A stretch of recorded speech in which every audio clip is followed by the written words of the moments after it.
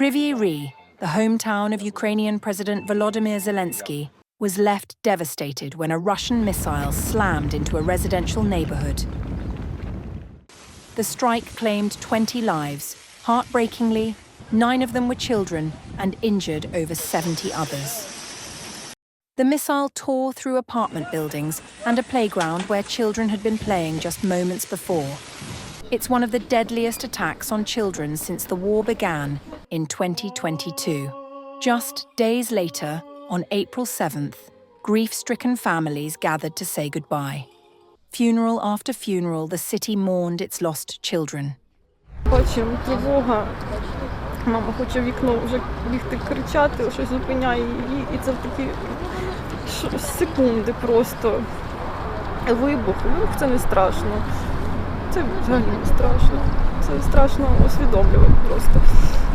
Ми спустились з татом, мабуть, за 10 секунд вниз.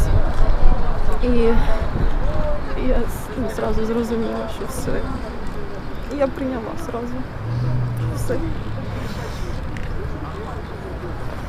На маму в вікно дивилась і питала, що, як, кричала. Ми на 4-му поверсі вони мешкають. Не знала, як їй сказати. The spokesperson for the UN Secretary-General, Stefan Dujarric, condemned the strike in strong terms, calling it a blatant disregard for civilian life. We are deeply alarmed by the continued Russian bombardment of Ukrainian cities, including the recent strikes in Kharkiv, Kherson, Dnipro, as well as last week's deadly attack in Kryvyi Rih. We recall that directing attacks against civilians and civilian objects is prohibited under international humanitarian law, and any such attacks, wherever they occur, must end immediately. On the battlefield, Russia claimed that its forces continued to advance. According to the Russian Defense Ministry, troops have seized the settlement of Katerinovka in the Donetsk region and have targeted Ukrainian forces and equipment across several fronts in the last 24 hours. Meanwhile, Ukraine reported that its defenders had successfully repelled multiple Russian attacks, continuing to resist in key sectors of the front line. As the war enters its 3rd year, the toll is staggering. Over 10,500 civilians have been killed, including more than 500 children, according to the United Nations, with actual numbers feared to be much higher. The human suffering, both on the battlefield and beyond, grows with each passing day. One of the biggest dangers to our country are negative influencers, dirty influencers.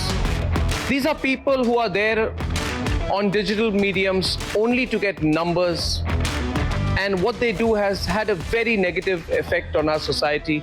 We all know about it. But together, you and I can change that.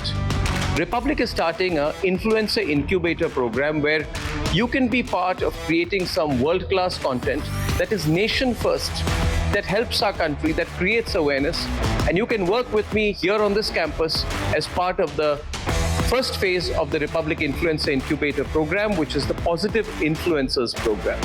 The Positive Influencers program, which is going to be run from the Republic Media Campus, which is the largest newsroom in Asia, aims to bring together a diverse set of people from across the country.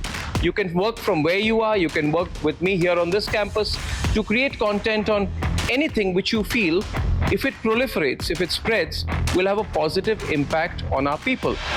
It could be in the area of health, technology, defense, awareness, current affairs, politics, or even history, science and technology. I know there are a lot of you out there who have the talent, and all that you want is the reach. And Republic is doing this to give your content the reach. Together, all of us can come together and create a content revolution in our country. The digital medium, the growth of digital in our country is one of the most fascinating things, but you can use it in a positive way for the country, or you can use it in a negative way for our country. There are too many people who are using the digital medium to make a quick buck. But together, all of us, if we become one unit that's working in national interest, that believes in nation first, then through the Positive Influencer program, we can change the way the digital medium works in our country. So come, I welcome you to work with me here on the Republic campus as part of the Positive Influencer program. Here on the Republic Media campus, you will have access to great infrastructure, a warm and welcoming professional environment, and of course, the best production values. Now, if you have the content and you feel it needs the finish, it needs to be worked on, or that you would benefit from working in an environment where there are many other content creators like you, then you can be here. You can work with me here in the Republic newsroom. You can work from home. You can make it 50-50. You can make it work the way you want.